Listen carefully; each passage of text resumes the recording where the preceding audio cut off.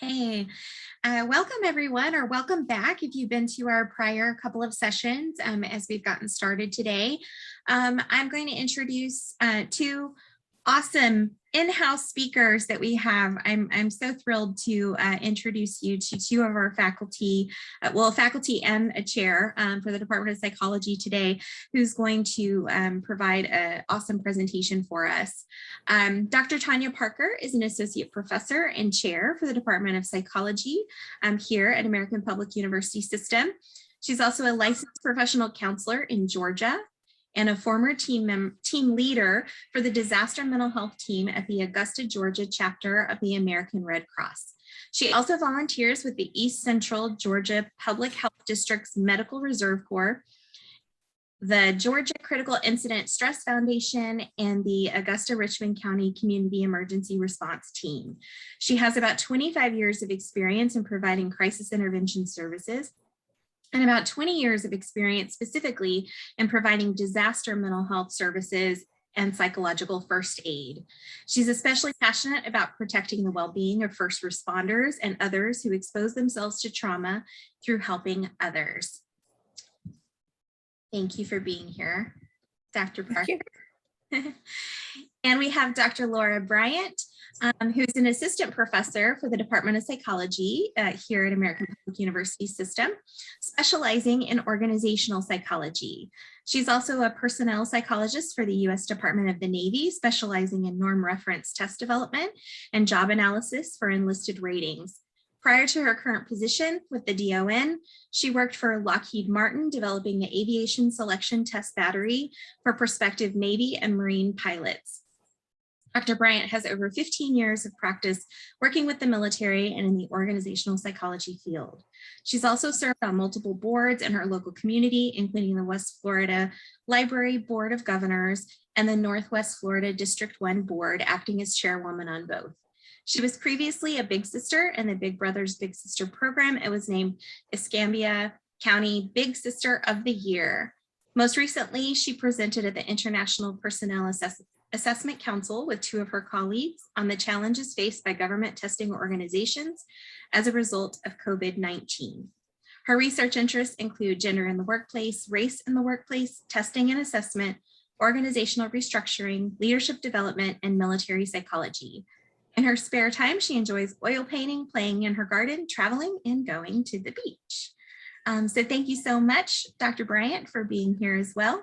I'm going to turn the floor over to the both of you. Okay, thank you. Good afternoon, everyone. We appreciate you coming and joining us today. We're going to talk about a topic that is one of the things that I teach here at APUS and I'm very passionate about.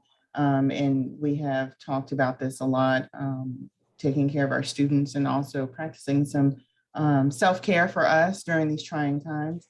And Dr. Parker has graciously asked me to help her with this presentation. So I'm very excited to collaborate with her. So to be mindful of everyone's time, Dr. Parker, did you have anything before I jump right in? I don't.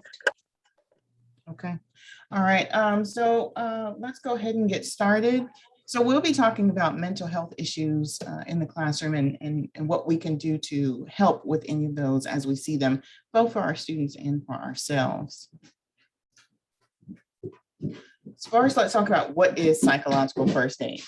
It is a research-based, evidence-informed approach to helping individuals deal with things immediately after a disaster or a trauma has occurred, helping them with providing stability and security after that has happened. Now it's tailored to meet the needs of the individual. And so we have, kind of a general starting point, and then you will adjust based on what each individual needs after experiencing their trauma or the disaster to begin recovering from that. So after you've gotten their immediate needs taken care of, most of the time we would say that psychological first aid would start, and then you would start getting into more of your long-term care for psychological aid. Now, even though we will be focusing on COVID-19 and its effects, and it is really long-term trauma, we would also consider that there are some short-term effects that each of us can feel and our students can feel. And so we're able to use psychological first aid to help them. Most of the time you would think of first responders like your police officers, EMTs, firefighters, those individuals using psychological first aid. And I would also include dispatchers as well, because as a former dispatcher, there's a lot that you go through when you take some of those calls and responding to people and trying to do just that, administer psychological first aid. Are you safe? Is there anyone nearby? Asking those sorts of questions and trying to gather information to share with other people who would be responding. So it's not confined to just those first responders. We can also use it for ourselves and in our classrooms. And we'll be talking about that shortly throughout this. And Dr. Parker will get more into the things that you can do. But we're going to first start with some of the factors that are currently affecting our students and ourselves in our discussion. We're going to talk about things that may suggest to us that our students are under stress, or that we or our colleagues are under additional stress as a result of the current climate, how we can provide psychological first aid to our students, how we can use it for ourselves and any of our colleagues that we notice may be experiencing any type of trauma related to the current situation. And then finally, we'll wrap up with some resources for you and then take some time for questions. So if everyone would just kind of at the, just to let you know, if you would type your questions in the chat, if you have any, if you don't have the ability to jot it down, I know some of you might be on your cell phone or driving. If you would type it in the chat, if not, if you could just kind of write it down and hold on to it, and we will circle around to those at the end of the program.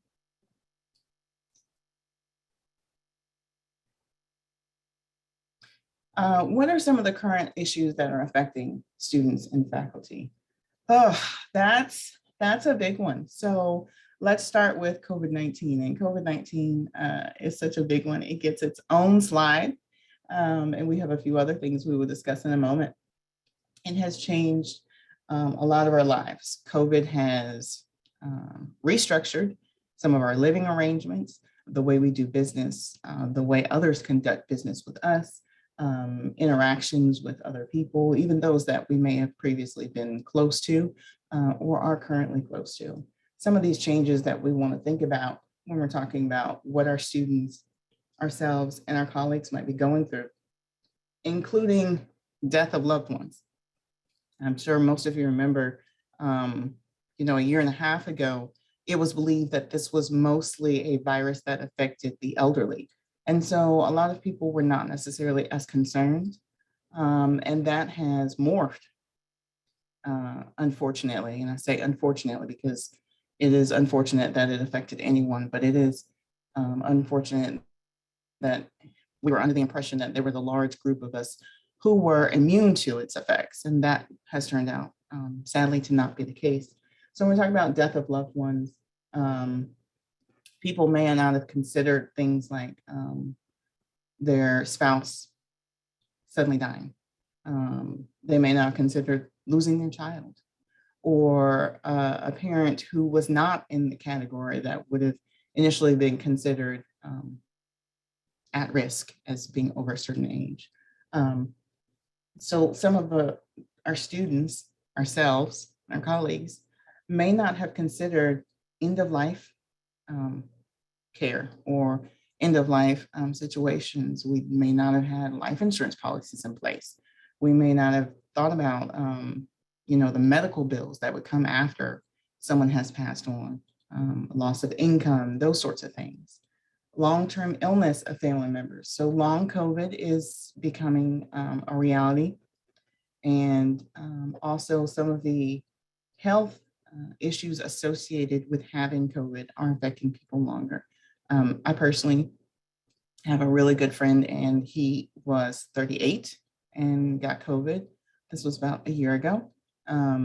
And as a result of getting COVID, he now has 40% reduced lung functioning for the rest of his life. It's not coming back.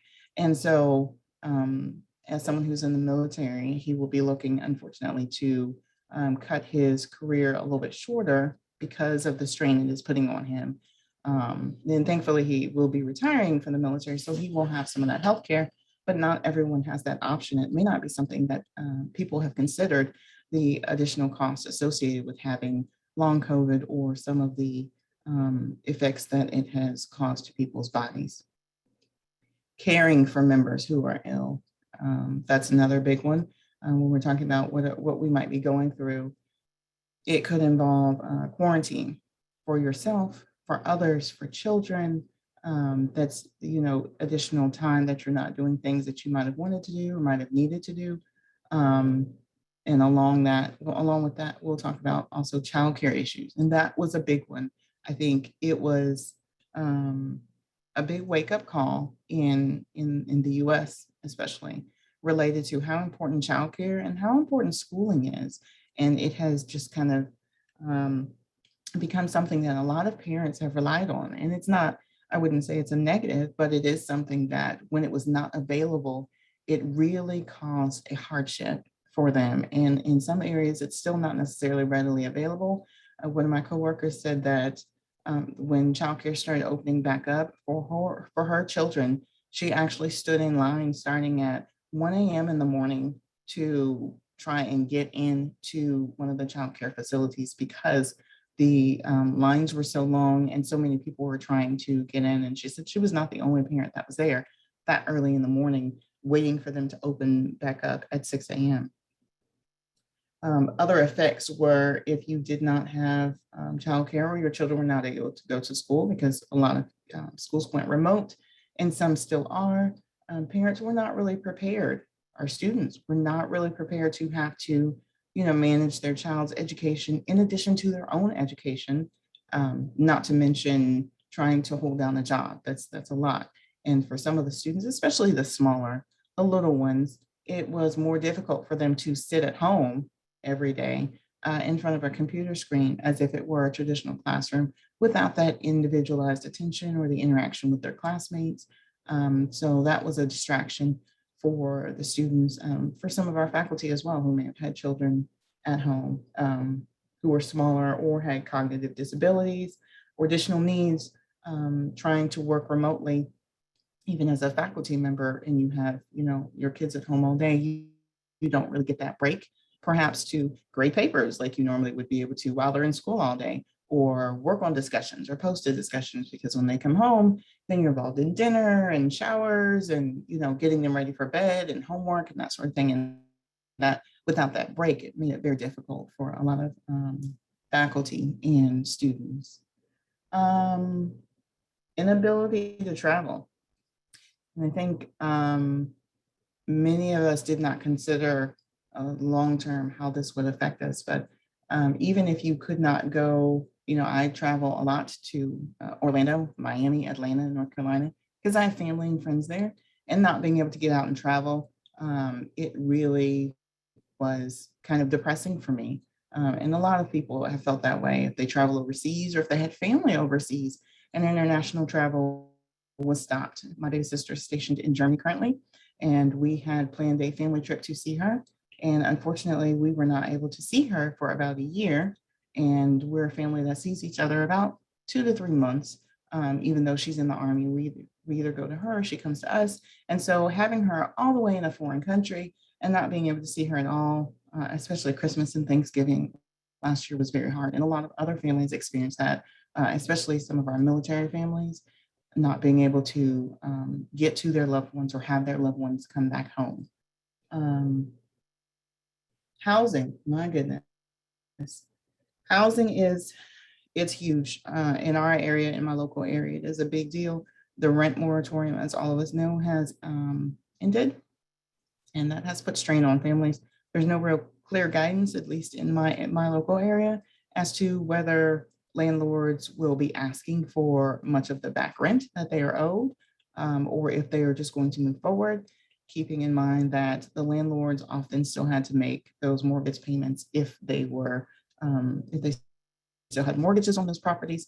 And so for families who are already trying to recover from financial hardship, not having a job, reduced hours, furloughs, trying to come up with that back rent in addition to additional costs that they may be dealing with now could be very, very difficult. And for some people, you'd be looking at, I mean, you figure even if you only paid $1,000 a month in rent, if you had 10 months where you didn't pay it, that's $10,000. And that's not generally something that a lot of people would normally have just sitting in their checking account.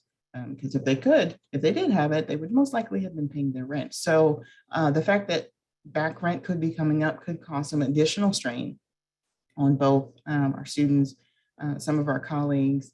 So it's something we need to keep in mind. We're thinking about some of the short-term things that might be coming up. So COVID itself is long-term, but again, the rent moratorium has recently ended. And so that would now be a short-term type of situation that would be coming up, which would be affecting everyone in those situations. And I think the last one I want to talk about is treatment care and costs, specifically the cost of healthcare. Some of us are relatively healthy, and we may not have as much experience understanding some of the healthcare costs. I have a sister who has several conditions, lupus being one of them. And so I learned many years ago that healthcare does not cover everything. Insurance definitely doesn't cover everything. There are a lot of out-of-pocket costs that can be associated with treatment. And there are, even if you have great insurance and they might cover 60%, 60% of, a hospital stay for a few days, which might run you about $20,000, you're still on the hook for 40% of $20,000, which is a good chunk of change, especially if you may not have been at work. And if you don't have the type of job where you can take leave, so then you've just lost those days of work. So those types of costs, that's assuming you have health insurance. Not everyone did or does. And so then that $20,000 for the hospital stay might be coming straight out of your pocket. And again, keep in mind, rent moratorium has ended. People have had reduced hours. So then you're looking at these massive hospital bills. We're going to be looking at things affecting people's credit, which affects their ability to get future housing, buy cars, finance things. All these sorts of things are kind of snowballing and causing additional stress on ourselves and our students. So we want to be mindful of a lot of these things going forward when we're in our classrooms and when we're working with our students, talking with our colleagues, and having our faculty meetings and that sort of thing. Just keep these sorts of things in mind that other people may not be going through them or may be going through them, even if you can't see them. And so sometimes if someone reaches out for help, just think that there may be more to the story than the what they're giving you, which might be a kind of a general overview. Some additional things that we are going through in addition to COVID-19, which in itself is enough. There have been a lot of discussions centered on race, gender, and immigration over the last few years. Now, a lot of these have been going on longer than that, but then coupled with COVID, and you think about, we have access to social media. We have access to media in general 24/7 now, thanks to the internet and technology, which can be wonderful. And on the other hand, it can be really a bad thing because sometimes we have trouble tuning out and being able to say, okay, this is enough for me today. This is a healthy amount of media or social media or information that I can deal with today. And I'm going to need to unplug for a little bit, maybe a day or two. A lot of us are so used to, we have these smartphones, we get alerts, we get someone has tweeted or someone has posted something new on TikTok, or that someone left you a message on Facebook or posted to your wall. A lot of these things are instantaneous, even from our local news media. Now I get alerts in my local news media about breaking stories and that sort of thing. So we are constantly inundated with information. And especially around these three topics, they have and continue to elicit very strong emotions from individuals in one way or another. And so a lot of that frustration and stress is spilling over into other areas of their life. And you may see some of that in your classrooms or in talking with your faculty as well. And that, just keep that in mind as to how that can be affecting someone's interactions with you, or possibly their thoughts about you, whether they're true or not. And that could also be causing some additional stress and lead to some sort of trauma. I know for myself and a lot of my friends, for example, seeing, the video with George Floyd, I don't think there are many people who can watch that video and not, feel strongly about, seeing someone die. And so that in itself was traumatic. And then you think about children, we're seeing that, parents having to explain those sorts of things to their children and what it means, one way or the other. And so that could affect how they're able to do in school. It could affect their interactions with their classmates and how they interact with us.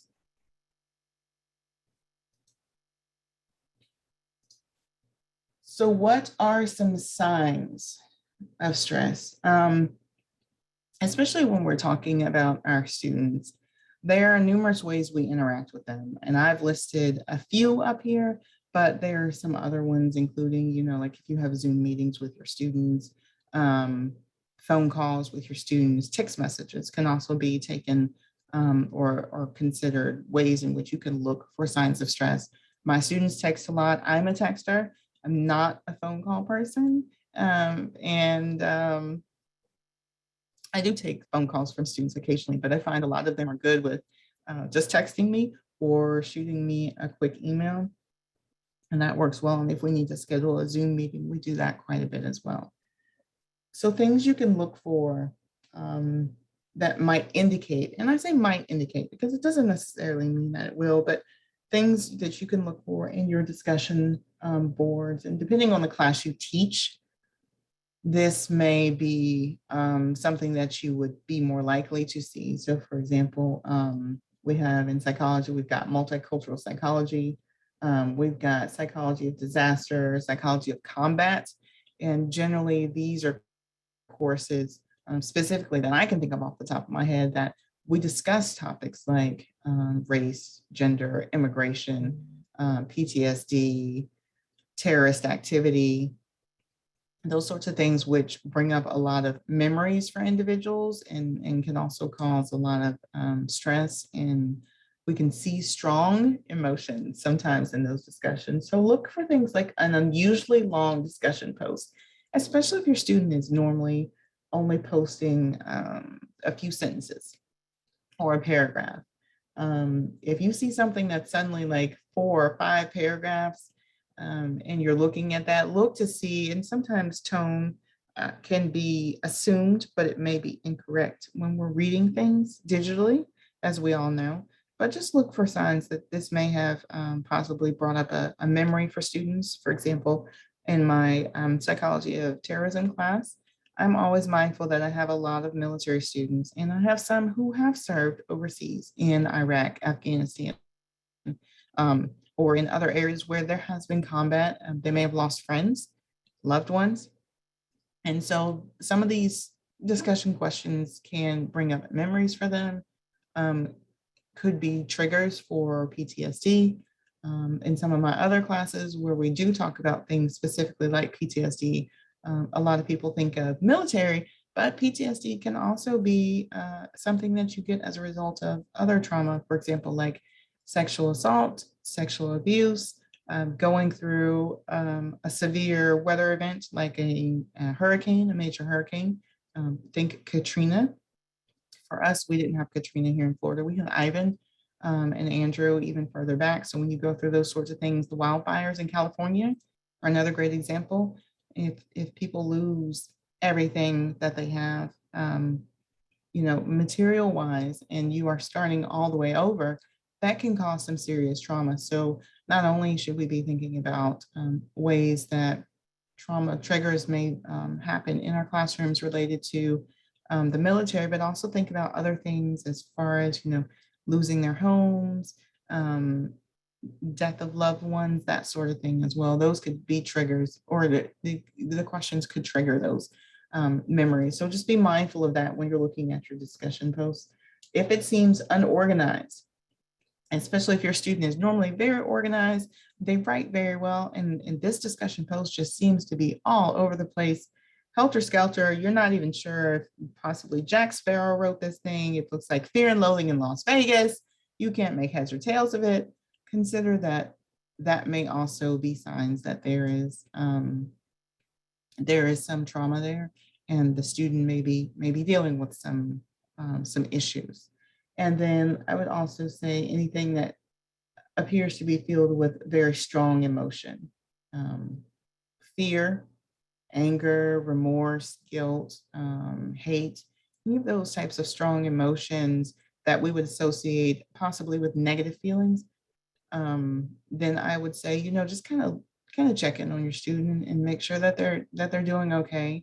It doesn't hurt just to kind of ping them to make sure that everything's all right, and that they're doing well considering the topic. Emails. So this is similar to discussion boards. Look for emails that might be very disorganized or full of strong emotion that seems unwarranted by the problem. And in some cases that it may seem unwarranted by the problem, but it may be a result of the student not understanding or having received different guidance in a different classroom. That happens. And so then the post might seem unusual. I mean, the email might seem unusually long, or it may seem a little disorganized, but that may just be the student's writing style. Strong emotion and a really, really long email. Now, some students are more verbose than others. And so just kind of keep that in mind when you're reading the emails. I have had students discuss personal issues with me. A few students who, when I talked to them on the phone, I could tell they were on the verge of tears just based on the information they were sharing with me and talking about. So in those instances, I usually refer them to some of our APUS resources so that they could talk to someone if they needed to, if they so chose. But I just wanted to make sure they had that option and that they were aware that this was a benefit. And Dr. Parker will talk about that more a little bit later. Assignments, things like attendance and grades. If students are suddenly missing deadlines and you at the beginning of the term, they're very punctual, they're ahead of time, posting assignments, 2 or 3 days ahead of their due date, posting discussions, their discussion post is up Monday morning, and then you start to see that fall off and it's suddenly, they're not posting their main post until, maybe Saturday. Assignments are coming in, a few days to several days to maybe a week or too late. That may be signs that there are some other things going on with your student, and they may be experiencing some issues that are preventing them from being or performing as well in your class as they might normally.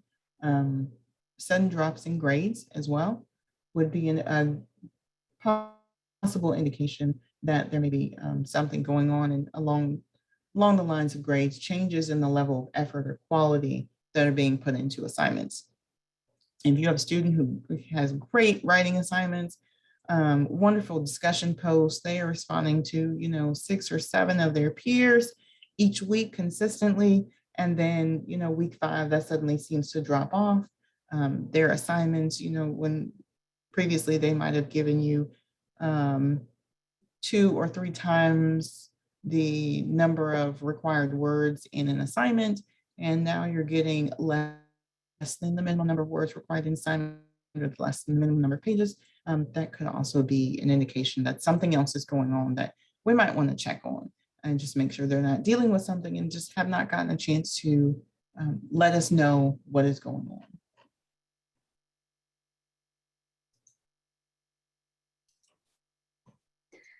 I want to say first off, please excuse the fact that I have a cough drop in my mouth. My throat's kind of scratchy from my allergies, so please bear with me. In addition to the fact that students are affected by a lot of things, obviously faculty are affected as well. And faculty are also affected by the fact that they're dealing with the student issues and issues that students are bringing to them. Interestingly, there was a survey done of faculty earlier this year by Boston University School of Public Health, the Mary Christie Foundation, and Healthy Minds. And they surveyed 1,685 faculty around the country. And there were a couple of interesting findings in there. They found that 80% of faculty reported having one-on-one conversations with students specifically about mental health issues.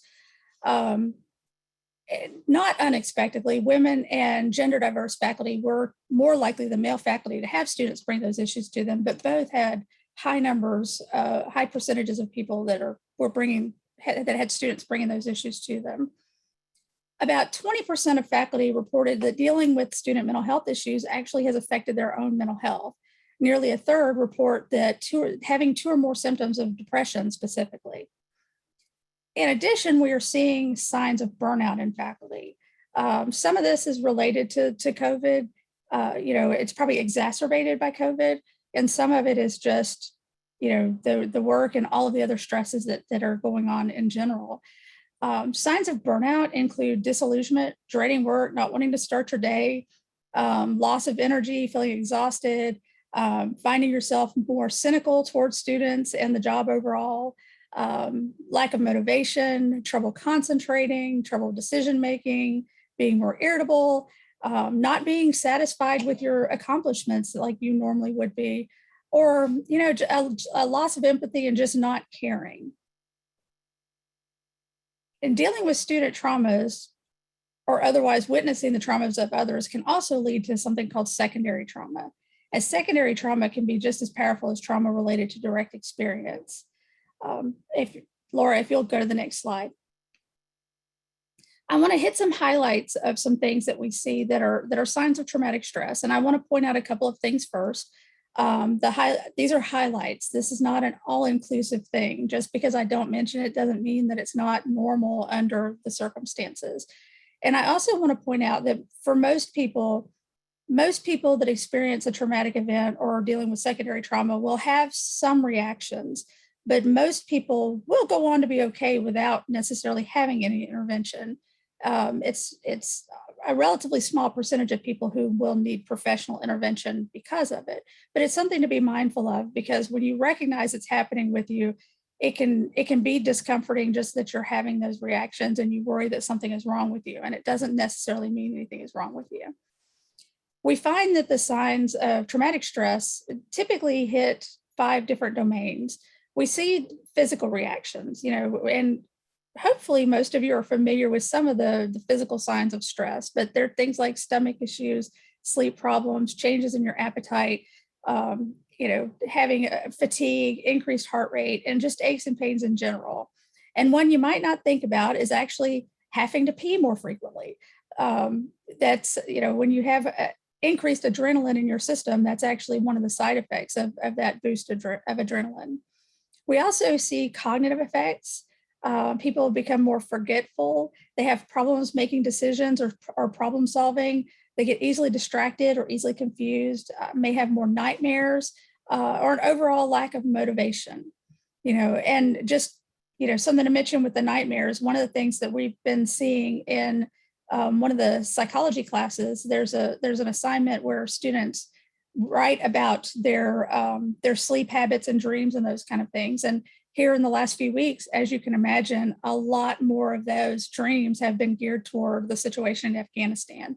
We have a lot of students who are either active duty or veterans, and that has been a big source of stress here very recently for our students.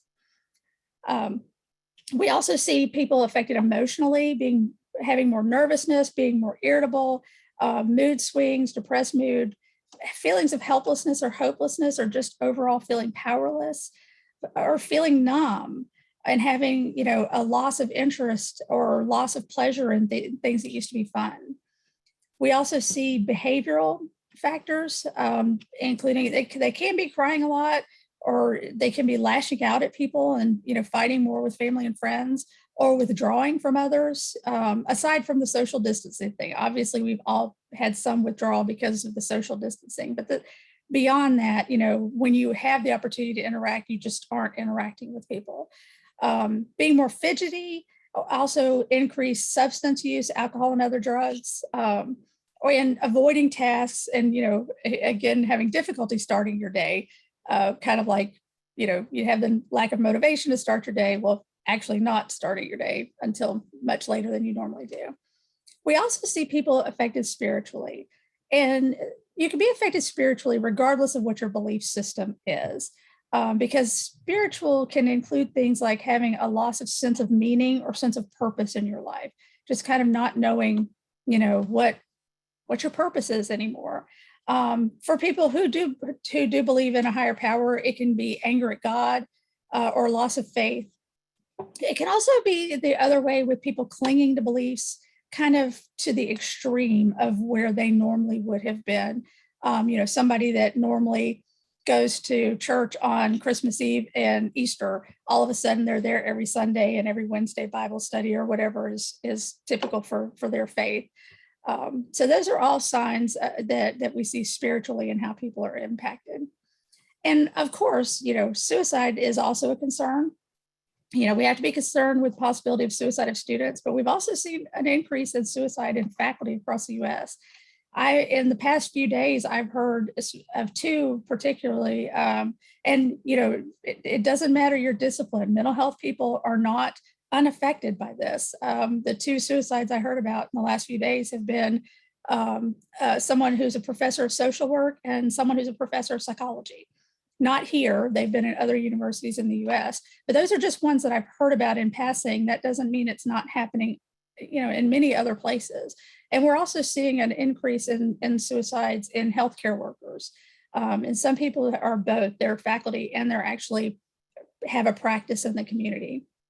So we definitely want to be paying attention to that, and of the things that I mentioned, that of all the kind of signs that we might see, a couple to really specifically pay attention for is if someone is expressing feelings of helplessness or hopelessness, or if they have extreme changes in their behavior.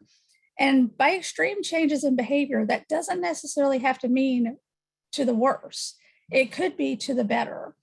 I had a situation with I was working in a criminal justice facility and had someone that I was working with that he was kind of a frequent flyer, I used to call him. He'd be kind of in and out of getting in trouble and getting arrested a lot. So he came in quite frequently, and he was usually, to be honest, a real pain in the rear, always difficult to deal with. Well, one time when he came in, he was all yes, ma'am, no, ma'am, and polite and all of that. And I immediately put him on observation because that concerned me. And rightfully so, he did have an attempt later that evening. Fortunately, he survived. But, it was, fortunately we caught it and we're aware of it. And don't be afraid to ask someone if they're thinking about hurting themselves or they want to die or don't want to live anymore.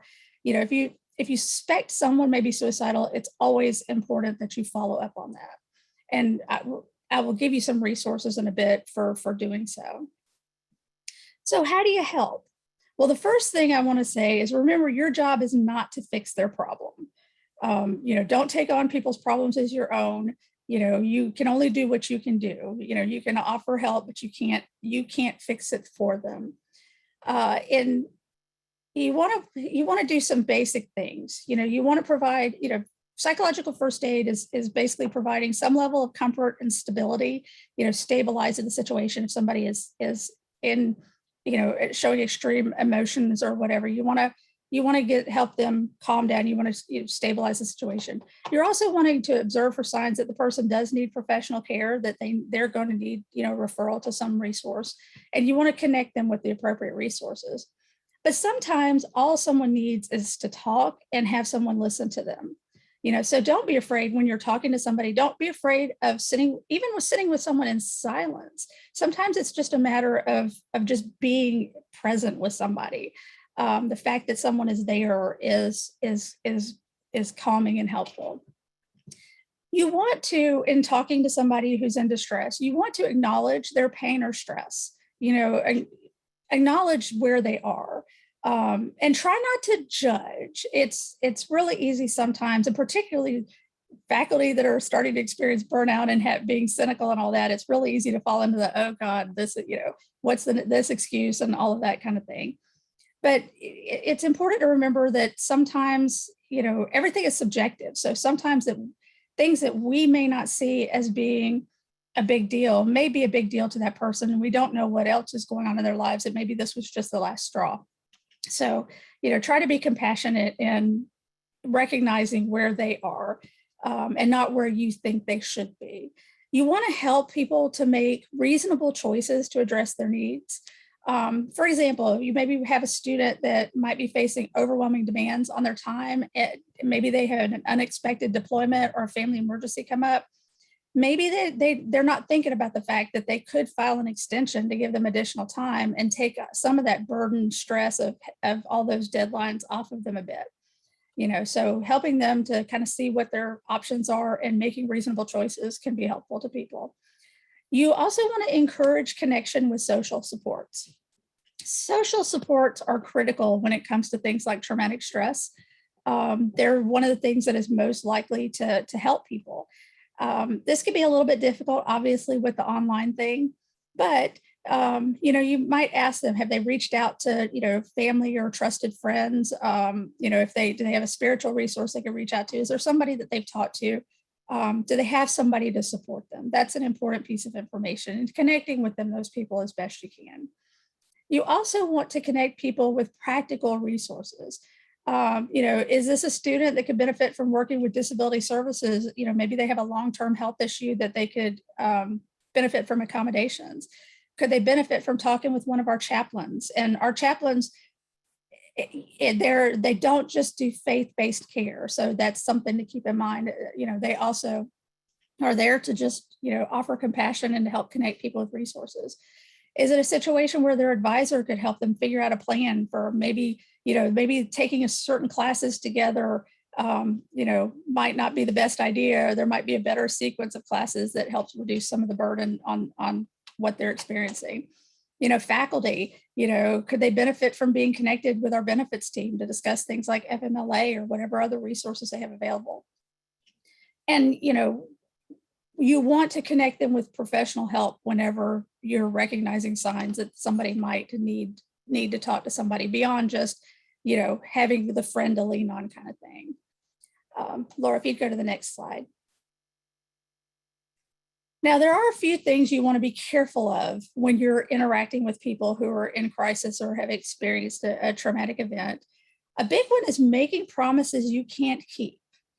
And that includes things like saying everything's going to be okay and everything's going to be better, because you don't know that. Here again, you can only do what you can do. So if you're telling somebody that everything's going to be okay, what happens when it's not? Then they're mad at you. Then it becomes your fault. You also want to avoid minimizing the person's feelings. Like I mentioned before, everyone's experience and their threshold for what causes stress is different. So you want to be careful not to minimize.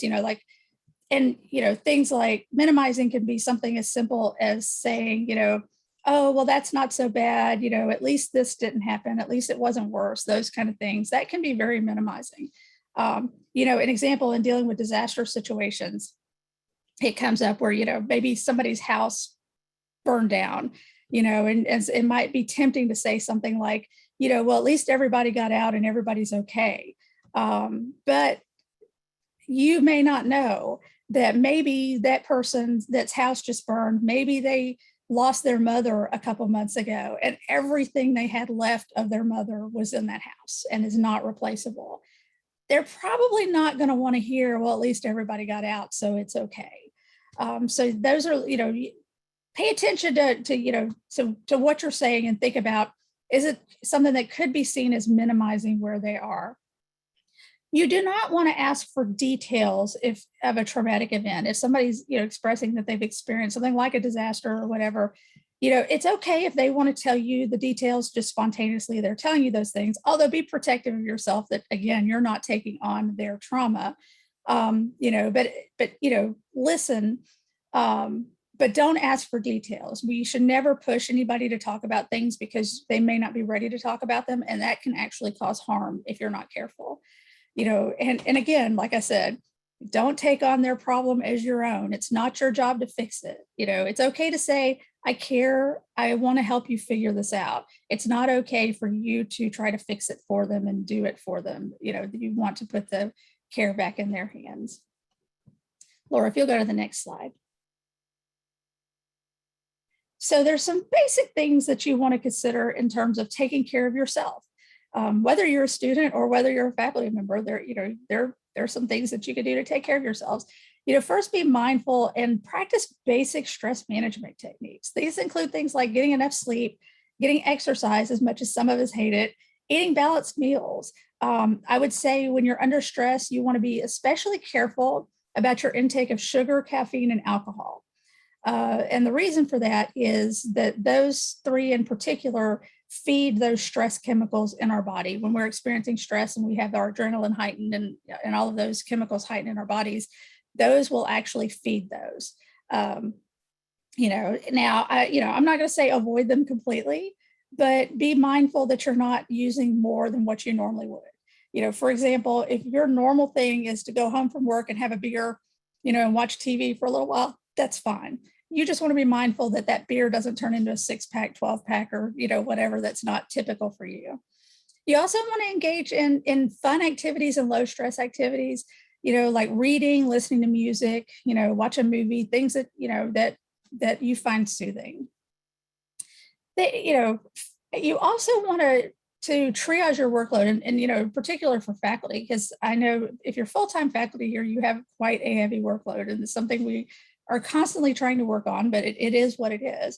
But sometimes you just have to triage that workload and focus on what's essential. You can only do what you can do. So focus on what you can get accomplished, and put as much energy as you can into that rather than, trying to balance everything and not doing any of it well.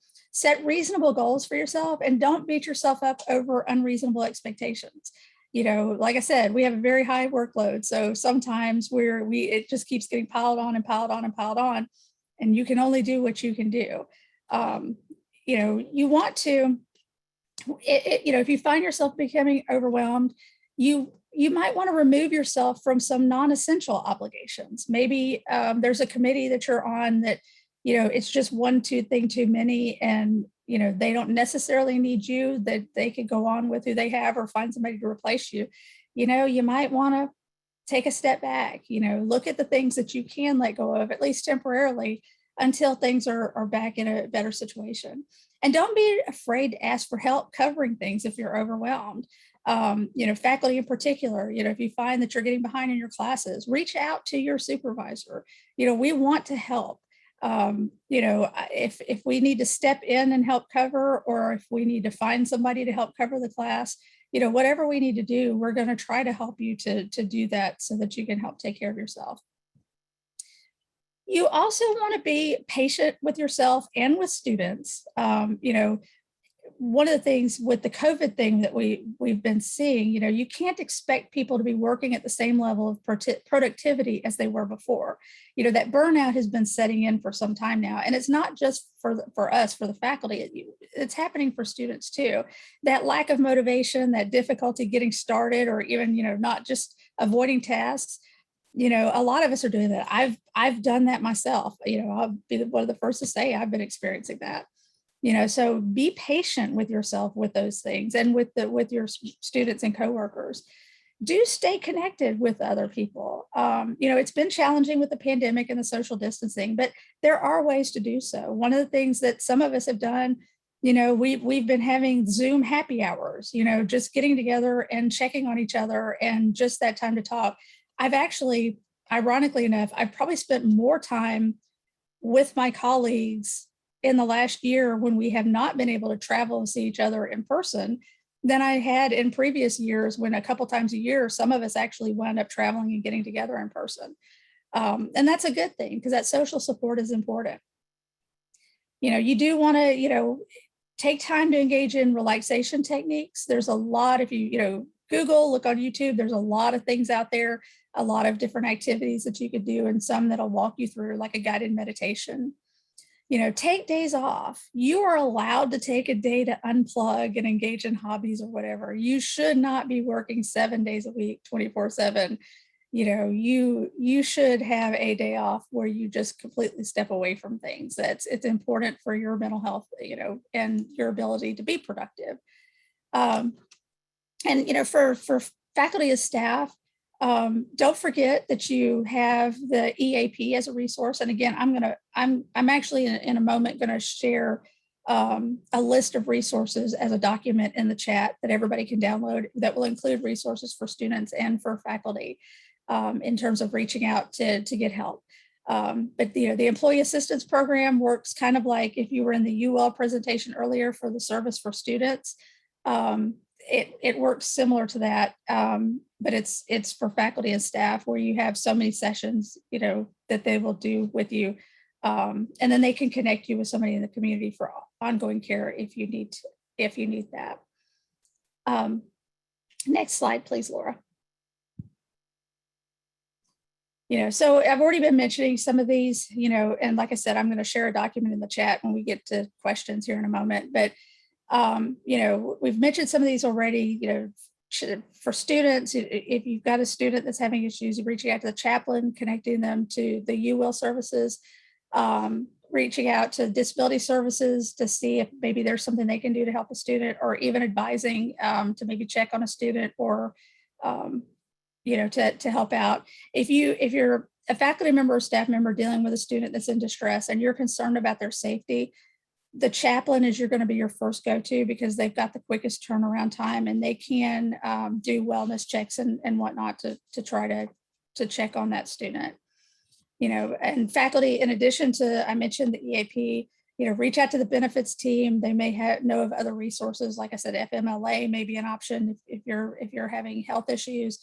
Reach out to your colleagues and reach out to leadership. Don't be afraid to say, I need help. And there are also, on the document I'm going to share, there's national resources. There's the National Suicide Prevention Lifeline that you can reach out to. There's the crisis text line that a lot of younger people are using, where you can text back and forth with a crisis counselor. There's several resources out there. There are resources in your community. You may have community mental health agencies in your community. A lot of times, if you reach out to an organization like United Way, they can connect you with resources in your community, including free or low cost counseling services. Rhea mentions that I see in the chat about martial arts. That's been my go-to also. I started karate several years ago, and that's been my form of exercise. And it's nice to go punch things sometimes when you're feeling stressed. So whatever you need to do to find balance, those are things that you want to focus on. Stress is cumulative, and we've been under a lot of stress for a lot of different reasons, especially for the past year. So taking care of yourself and taking care of your mental health is important. And also, chances are, of the things that I was saying, you could do to help people, chances are you were probably already doing some of these things, but sometimes it helps to know that, okay, yeah, that is what I should be doing. So another thing that I have shared on the resources list that I'm going to share are a few more places you could go to get additional training in things like psychological first aid, to kind of help you be even more comfortable with dealing with some of these issues. So next slide, Laura. Military One Source is another one. I forgot about this slide. There's also the Disaster Distress Helpline.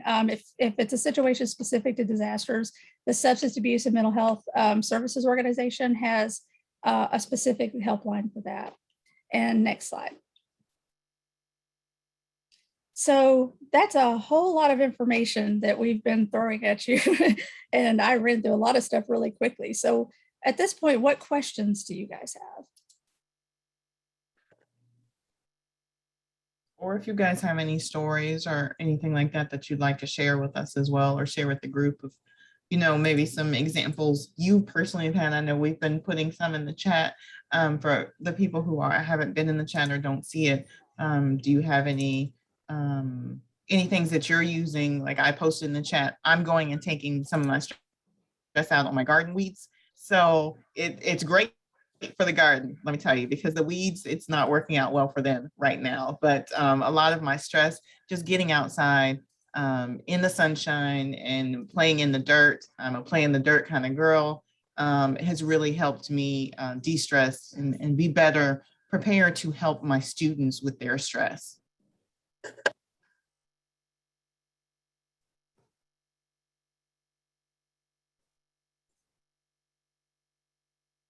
I love that because your garden is happy too because the weeds are losing. Yes, they're definitely losing that battle. Well, one thing I've been doing too, because I have an exchange student right now, and so I have this kind of obligation to expose him to just as much culture as possible without overload, right? So another thing I've been doing is signing us up for 5Ks. I mean, I'm not cool enough to do marathons like Dr. Ratliff. But you know, a 5K is that's all day for me. So you know, just signing up for different 5Ks and different events that are not, one, at a computer, and two, are outside. Even though it's hot here in Texas, as always, you still got to get out there, right? And another thing I have found that has been mentally healthy for me is just allowing myself to just go flop on my bed. It's something I never ever do because I have a sleep disorder and I'm terrified to fall asleep and then I won't get my stuff done, right? And then it's like this whole battle. And I'm like, you know what, Ree? Sometimes stuff ain't gonna get done. And that's okay. So I can't have this like fear of my bed, right? So that's been like my focus lately. If I lay down and I fall asleep, it is okay because no one's gonna die that I did. And some people tease me for using that as no one's, you know, no one's gonna fall out or no one's gonna die if I don't get something done. But I need to remember that, right? That it's not the end of the world if I take a minute. So that's been kind of my mantra lately. And I'm happy to have people in my life who help remind me of that. I think that's also healthy to have those people you give permission to check you, right? Like, Ree, you're doing too much, or Ree, sit down somewhere, right? I'm thankful for those people because they help keep my mental health in check too. And you mentioned 5Ks. If you're not a runner, there a lot of 5Ks have walking groups. You can walk a 5K as well. You don't have to run. I'm not a runner, but I've done 5Ks with the walking. One day I only walk. I'm walking. Don't get it twisted. I only walk. Okay. And a couple of people have mentioned in the chat about pets. You know, one, to be mindful, you know, the loss of a pet can be traumatizing. You know, grief is grief, and everybody has, here again, different thresholds. For some people, I know for me, my dogs are my family. If something happened to them, I would be just distraught and have been there before with the loss of pets. But the flip side of that is they're great companions. You know, sometimes just, you know, petting your dog or your cat, if your cat will let you, can be soothing and can be a stress relief. And watching those crazy videos on YouTube. I have my own beagle, so I don't have to watch the beagles escaping from things. Because I was gonna say, yeah, you're Houdini, and I have the Great Danes. So when you see those pictures of Great Danes smothering people by sitting in their lap on the couch, that is reality. And I don't have to look that up because I live that every day. Right. I want to mention Dr. Tate's comment too, because I think for the faculty that are in this on this call today, it's really important to being flexible with our students. That like a deadline is a deadline, but I mean, life happens, and just being flexible and realizing, you know what, you let me know that things are stressful, you know, I'll give you some extra time. Like that doesn't take a lot just to give a little bit of time, and how empowering that is for our students to say, it's okay. Like you spoke up for yourself, you said, hey, I need some extra time, and being flexible with that. So I think as faculty, that's another good, you know, just approach to have, not being so hardcore with a specific deadline sometimes when other things are happening.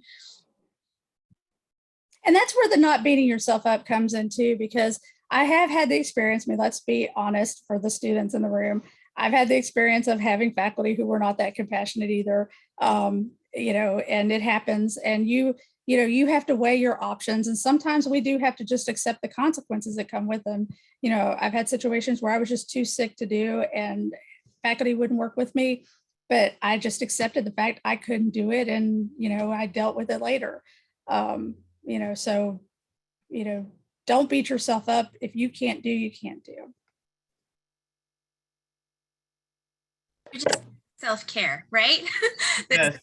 Sometimes just saying no or just setting a boundary is your self-care, not Yes. or whatever else. Like just saying, you know what, not right now. This is like, Right. I need to just stop here. Yes. Mhm.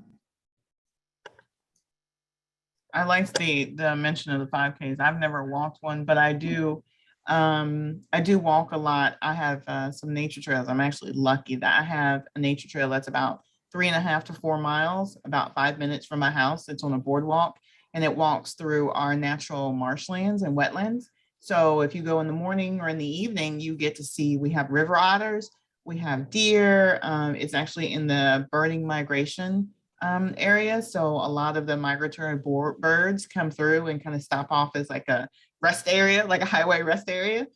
So we get to see a lot of those. And so I definitely recommend if you can deal with nature and you're an outside person, definitely take advantage of any of those local parks that you might have and just, go take a walk or a run. I'm not a runner. I am a walker. So, but these are free things that, especially in financially strained times for a lot of people, take advantage. Think about some of those free things that you can do, going to the beach, going for a walk in a nature park, any of those things that you can do that don't necessarily cost you money, but can really help your mental state. Certainly take advantage of those and encourage your students to do so as well.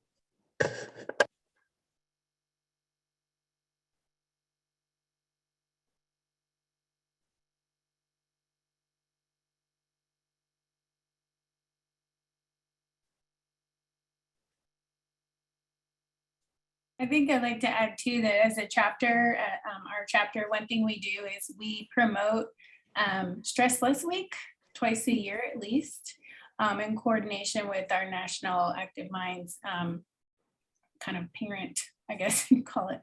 And what I love about that is just when people show, right, usually through some kind of infographic or something, how they, kind of refocus on self-care and everything from just doing puzzles to some people are out hiking, which as a city girl, I think is crazy. That sounds like work, right? But to other people, that's super de-stressing. Rock wall climbing, just the whole gamut of things. And what I love is the variety of self-care and mental health across the board, right? There isn't like a wrong way. Of course, unless you're heading down the road of excessive, abusive, altering, right, substances. But even for me, if I have a glass of wine, a glass, it's because I'm at home and I know I'm going to sleep well. And I don't even feel bad about it, but it's only on a Friday, right? Because I don't have to get up the next day, right? So I think that also part of the destigmatizing of the mental health conversation is partly not judging others for what their mental health looks like. I think that's important to kind of mention too, because unless you're causing harm to yourself or others, again, by maybe abusive or neglect, do it, right?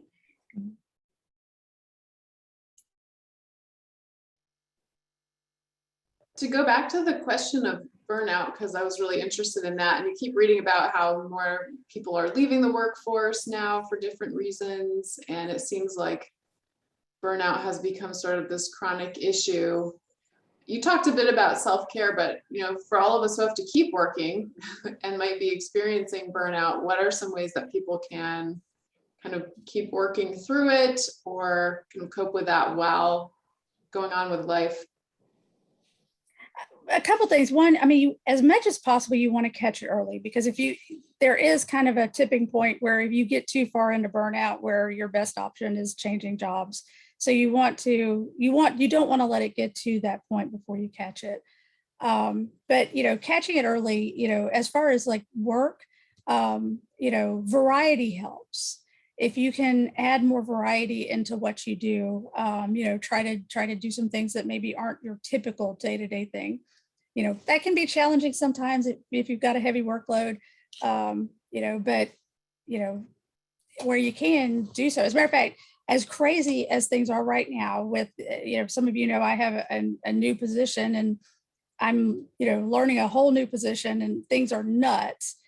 It's actually helped me because I was experiencing a lot of burnout, and I was one of those people that was having a hard time getting my day started and just avoiding things and not wanting to do. But having that change, even though it's just changed part of what I do, has been enough to kind of light a fire under me and motivate me to where I have more energy again. If you aren't past that tipping point, it is helpful to do things like, you do want to take those days off, taking vacation time, getting that time to step away so that you can come back fresh can be a good way to address burnout. Laura, do you have other tips? Oh my goodness, there's a lot, when you're talking about burnout, because it can be different, for each person, and some of those things that you can do to deal with it. Like you said, stepping back can be huge. Even if it's for a day. I know we've mentioned,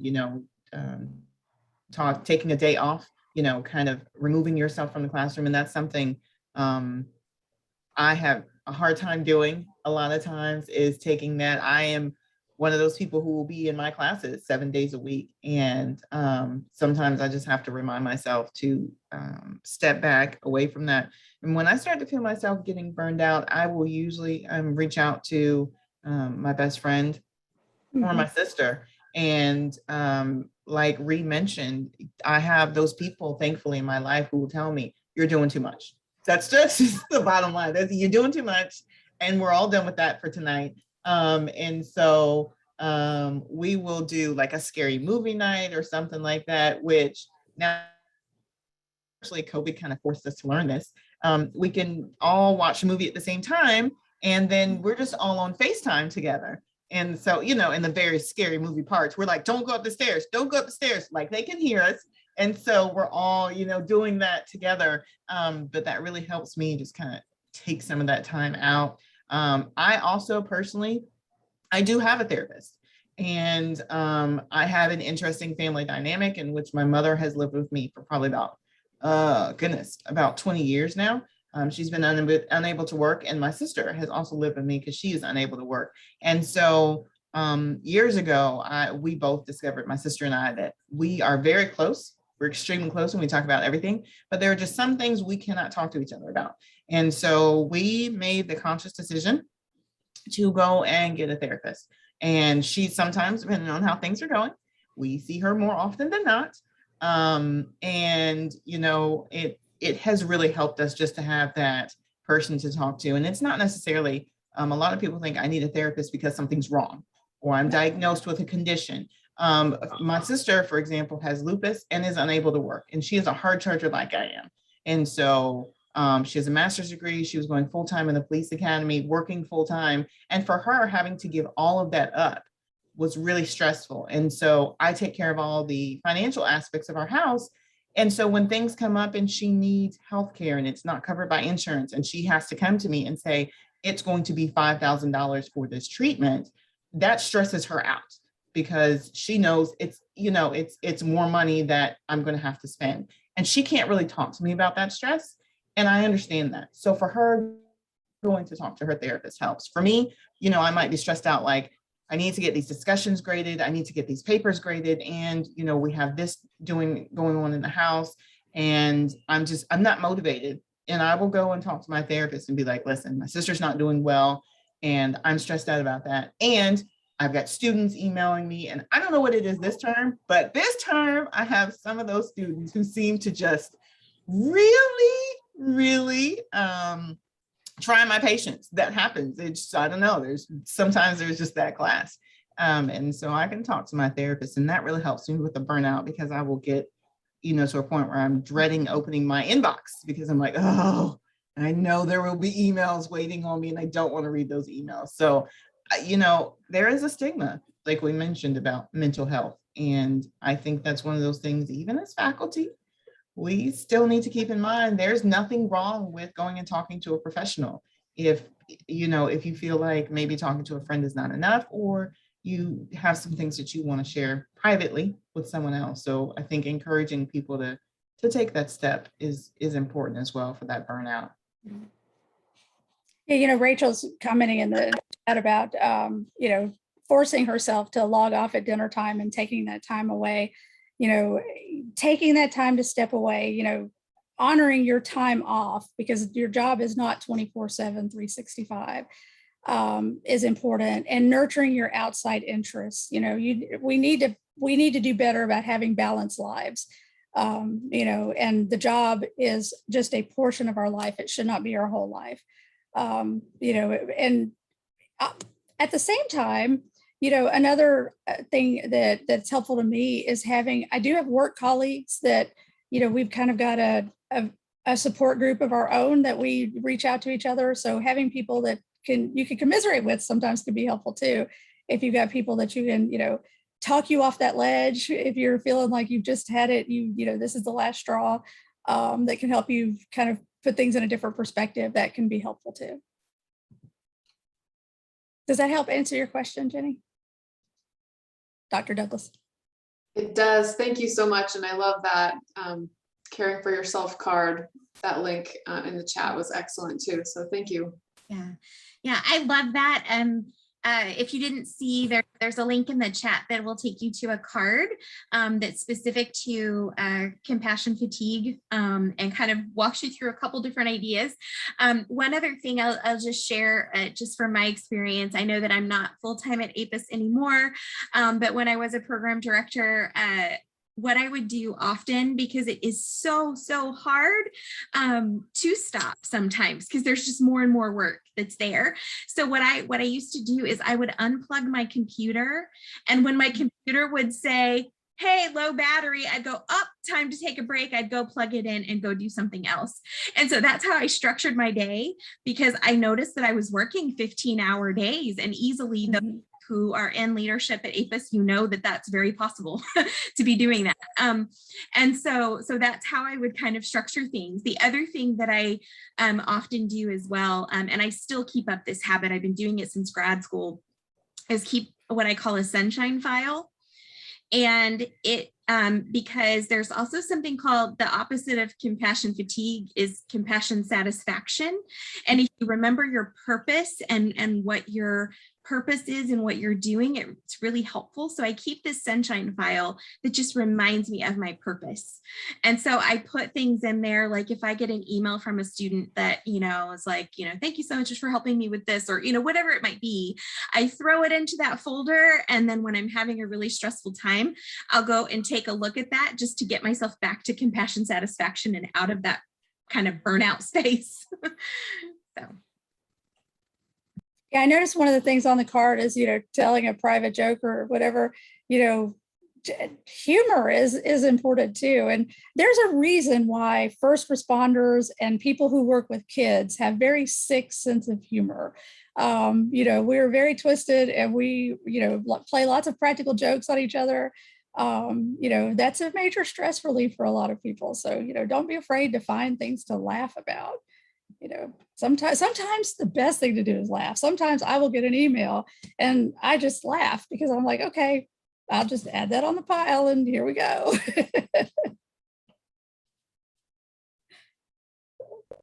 Kathleen mentioned, and I would just like to say, we should have thought of it, is that when I was talking about free things, I'm one of those kind of frugal people. So I'm always looking for things that are free. And one of the things that I love that my local library has done, and a lot more libraries are doing, is the audiobooks for free. So, I have Audible as well, but my library has signed up for OneDrive. And so with, just going to get a library card, you can check out audiobooks. And what a lot of people don't realize is the audiobooks and the ebooks with OneDrive can be downloaded onto your cell phone, your tablet, even your Kindle. So even if you have one of these devices, and you want to go sit outside in the sunshine, or you want to go for a walk, or doing that 5K or something like that, consider checking with your local library and see if they have signed up for OneDrive, and you can get access to some of those things for free without costing you any additional money. And, Kimberly mentioned the unplugging your computer so that it kind of forces you to log off.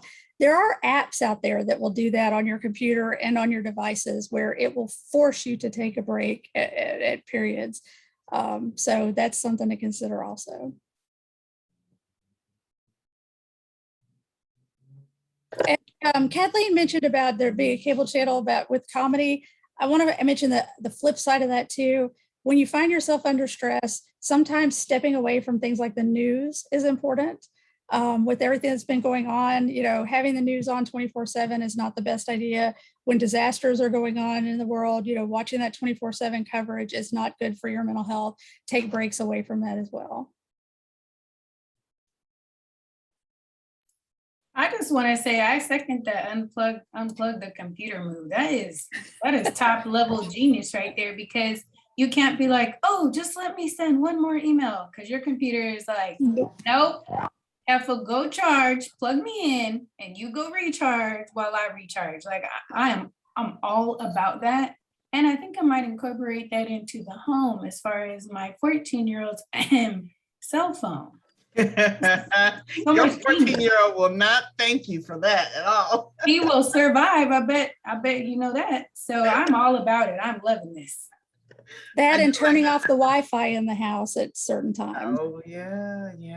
And even now with some phone companies, like I know with AT&T, I can actually turn off data to phones if I want to, and so you're out of luck. I don't even have to turn off the Wi-Fi. The data is turned off. You can't do anything. So let me tell y'all just real quick story. My friend does that. And her son at first was having full-on meltdowns, and she was like, but you're gonna be all right. And you know what? It ended up really skewing his attitude to where now he looks forward to the family time that he was before so resentful for. Because once he got over his frustration, there's nothing he could do about it. And he would just kind of focus his mindset.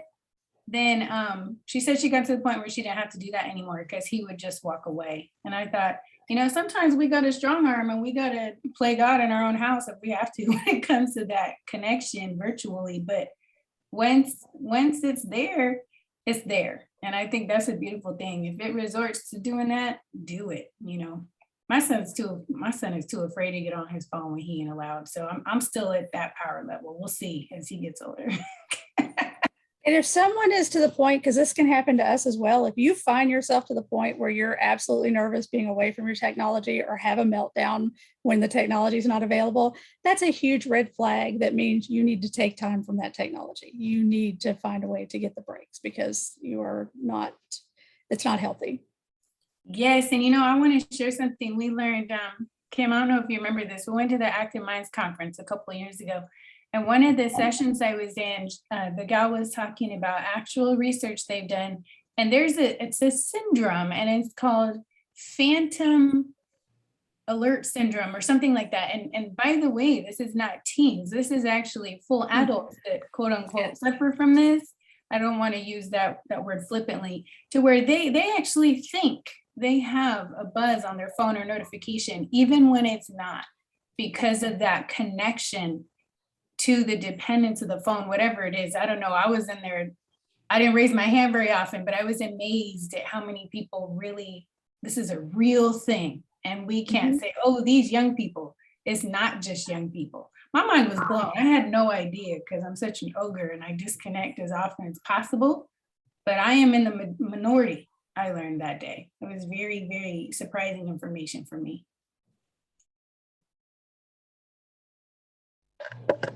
I see Jennifer mentioned that when the world shifted to remote work, more people were stressed. And that's funny because I also work for the DoD, and a lot of I would say probably 80 to 85, possibly 90% of my colleagues did nothing with technology when they went home. And when I say nothing, they didn't have computers.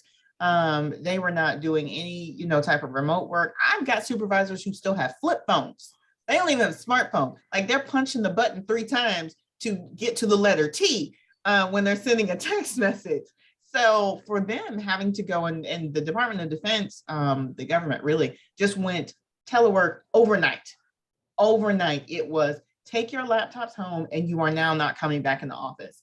And, in some cases, we were sending pictures back and forth of people trying to figure out where to put their laptop. Or now they're like, I don't have two screens at home. I have to use this tiny screen on my laptop. And they're like, I'm sitting at the kitchen table. It's uncomfortable. I'm on the couch. It's uncomfortable. They didn't have desks at home. They didn't have their own mice. So many different things, and trying to adjust their lives and their schedules to using things like Teams, because the Navy specifically went to using Teams, and we didn't have virtual meetings. Every meeting was face to face. And so adjusting to those sorts of things, and for them, same thing, learning to unplug. It was not uncommon for us to be sending emails at 8 o'clock, 9 o'clock, 10 o'clock at night. And we were just like, what is happening to us? We are now in this, a lot of people got into the virtual world. I'm used to it because I teach as well, virtually. So 8 o'clock, 9 o'clock, Tonia is always sending me emails at 11:30, 2 a.m. What are you But I'm doing? not up in the mornings. I'm a night owl. That's true. She is a night owl. So, just kind of learning to take that step back. And it's interesting to me that it was something that a lot of people have had to adjust to doing, and it caused a lot of stress balancing, work life. And so just being mindful that my students might be experiencing some of those similar things, having to balance that, that work and that life, and then other things like going to the grocery store became a major production now that we're going to the grocery store. And then how many times have we seen a person walk into the grocery store and they make that U-turn all of a sudden? It's like, oh, you forgot your mask, didn't you? You did. I know what that U-turn means. You're turning around to go back and get your mask. So, all those things just kind of pile on. And even when previously you would just run to the store, now it's a 30-minute evolution to get to the store, through the store, hand sanitize your hands, put on your mask, take off your mask, all those things. Then you got to get the kids. And so I'm just kind of, mindful of that. But I thought that was an interesting point that she made, that people are like, how are you doing this? Yeah, the shift online has been an interesting one, because for those of us that were already doing it, to one point, it wasn't as big of a shift for us because we were already working remotely and working from home. But that doesn't mean that it wasn't a shift for us, because, the rest of the world also shut down around us. So, where I could get out and get away from my house and do things, and that was kind of my way of unplugging and get away from things, I couldn't do that now. And I was kind of stuck at home. So it made it a little harder for me to get away from it. But it was interesting for people who don't normally work from home. I know one of the things, one of the first conversations I had with my dean after they went to working remotely was, I'm working all the time. I can't get away from it. I'm like, yeah, that happens, because your phone, your email, your computer is right there, because you're used to it being right there all the time. Well, now it's right there. So it's really easy to pick up that phone and check that email. Sometimes you just got to stop.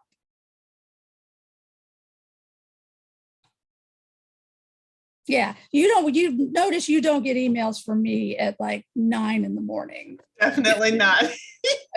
I never see one of those. I'm like, nah, Tanya's not up yet. I'm up at 9 a.m.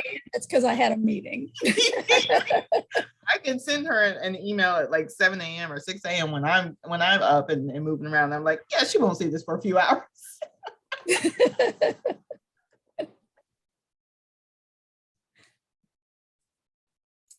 One thing I'll just share too, I put it in the chat, but we were honored, our chapter, when National reached out to us and asked us, you guys are one of our kind of premier chapters as it is, but the rest of our brick and mortar schools, they're having trouble with this shift. And they asked us to share how we do what we do, because we are always online. And that was such an honor to be able to share the kind of tricks of the trade with our fellow kind of chapter folks, so that they could stay connected to their members and their community, because it's something we do every day, right? Like, they have the privilege of seeing each other to where we're spread around the country and around the world. But that's how we do it. That's how we stay connected. So as far as our chapter goes, we were sitting back like, oh, so y'all in our world now. But we were able to, kind of help inspire other chapters. And that felt good, from a mental health focused chapter, to be able to uplift and encourage our fellow university folk around the country. Celebrate what you do well.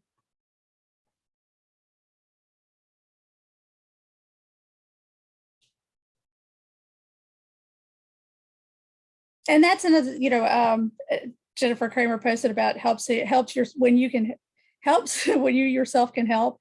That's another thing. Volunteering and helping others sometimes can help us get out of our own ruts and our own, when we're kind of down, taking that time to help others and seeing people that are in a different situation from you can be very helpful. And help, when you're having that feeling that loss of purpose and meaning, it can help bring some of that back to you. Tonia, you did some of that that you shared with us in psych department when you were doing the COVID testing that you were the vaccines, when the vaccines were vaccine. first rolling out, I helped at a drive-through vaccine clinic for a couple of months, a couple of days a week. And there's all kinds of things out there that you can do. The Red Cross is always looking for people, usually at the chapters, to just answer the phones. You don't have to deploy and go across the country to a disaster site. Even just helping answer the phones in the office is something that they are always begging people to do. So there's always something. Check with your local emergency management office if they've got a community emergency response team. Getting trained to be prepared and to help in situations if you did have a disaster in your community where you might have to be a first responder until the first responders can get to you. There's all kinds of things out there that you could get involved with that are helpful now or may be helpful to people in the future. Oh, dog, your local animal shelters too. If you need like something to de-stress, like our local animal shelter here, they allow volunteers to come in, and they really ask for them to come in just to kind of walk the dogs. And you don't have to do anything special, but it gets the dogs out, gives them some exercise, some human interaction. And it really, they have said, really helps the dogs kind of get through, because you think about an animal shelter, it's really like doggy prison. And so for them to have a human that shows up, and walks them a little bit and takes them and gets them some sunshine. So that's something in studies have shown, when we're playing with our pets, happy chemicals are released, not only for them, but also for us. I know I couldn't believe that. I watched a show called Dogs Decoded years ago, and I didn't quite believe that my dogs made me feel better. And so I noticed when I go on vacation, I take extended vacations and I cannot get to my pets. I actually find that my stress level is a lot higher and my tolerance is lower. And as soon as I get home, the first thing I want to do is rub on my dogs, and I feel better, even after a stressful day. So if you don't have pets, or, you can't have pets or something like that, doing something like volunteering at the animal shelter or the local humane society to help with the cats or the dogs might be another way for you to get some of that de-stress in. Real quick, I'll share just a little bit about what some of my interns. So I had interns I was working with both in mental health and school counseling settings, and we added volunteer work as part of their duties to meet requirements. And so some of them would also do like the food bank, giving blood. There was a huge call for, blood donations. And so we're doing that kind of thing as well. So there's lots of opportunities, and some of our school counselors were delivering Chromebooks to students for access because they didn't have a computer at home, or delivering the lunches because the lunch program was now free to all students. So traveling to different communities and setting up spaces to hand out the lunches and that type of thing in the K through 12 schools. So there's so many different opportunities and options, out there. The Medical Reserve Corps, you don't have to be a medical person to volunteer with them. They need administrative people. Like, that's when I was volunteering with them, helping with the vaccine clinic. I'm not a nurse. I wasn't giving shots. I was helping people do paperwork, and anybody could do that. So there's lots of opportunities out there.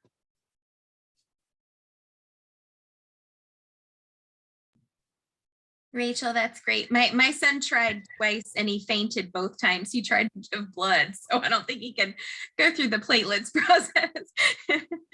Yeah, that's awesome.